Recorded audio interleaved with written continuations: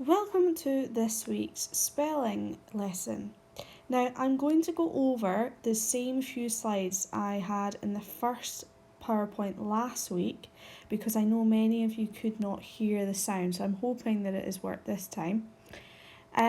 So if you managed to hear last week's, just fast forward until you see Monday, okay? Because I'm going to go through a bit of last week's and then I'm going to introduce the tasks for next week. So, what I went over last week was to have a little reminder about what is a phoneme. A phoneme is a unit of sound. It can either be one letter, two letters, or a group of letters that make one single sound. So a single phoneme would be a, b, k, d, a as in apple, d as in dog.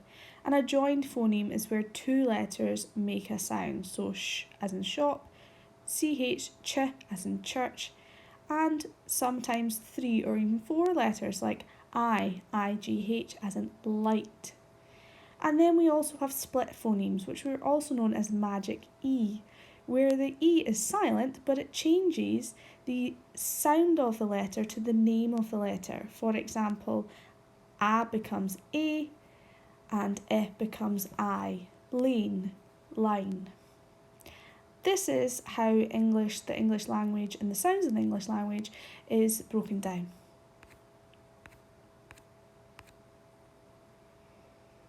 So when we begin a sound in our lessons, we think about how many ways can you spell that sound, because we can have one sound but several different ways to spell it. So think about how many ways you can spell the A sound. And these pictures will help you think of how many ways you can spell the A sound. We have a rake, stake, clay, monkey, and train. So there are 5 ways to spell the A sound, and this is what we call our phoneme family. We have a, which makes A in train, a, which makes A in the word clay.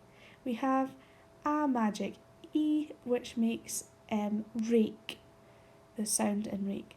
We have EY, which makes the sound in donkey, and we have EA, which makes the sound in break. So have a think of how many other words you can think of with those ways of spelling those sounds.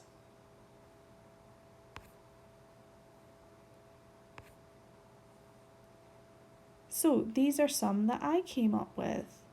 Train, rain, nail, paint, clay, play, Sunday, away, rake, take, they, chimney, break, stake, and grate. Now for EA, the A sound that EA makes, there's not many words with that one. And please bear in mind that that can also make an E sound, but we'll learn about that another day. So as you would have seen last week, these are your words. Please ignore the green line. I'm not sure why it's done that. There's nothing special about the words in the green line. So the first activity we did last week was Elkin boxes. You were to put each sound into a box, and this makes us think about all the sounds in the words. For example, train has 4 boxes because we have t, a, n. So each sound's in a box. So how would Sunday go into Elkin boxes? There would be 5 boxes, a, n, d, and then a is 1 box. What about rake? Well, they would each be in a box, but remember you're still going to have a rainbow to show that the E changes the sound of the A to an A, and then the E becomes silent. Another activity we done was diacritical marking. So with diacritical marking, we put a dot where there's a single sound, so one letter makes the sound, a line where 2 or more letters make a sound, and a rainbow or a joining loop where there is a magic E. So for chain, we would put a line under ch, a line under a, and a dot under n to show that ch makes ch, a makes a, and then n makes one sound. So what would you do for break? You'd put a dot under b, dot under line under the ea, because that's the a sound, dot under k. What would you do for fake? You put a dot under a rainbow to show that the magic E changes the A to an A sound and the E goes silent, and then a dot under K. So we use this strategy to again think about breaking down all the sounds.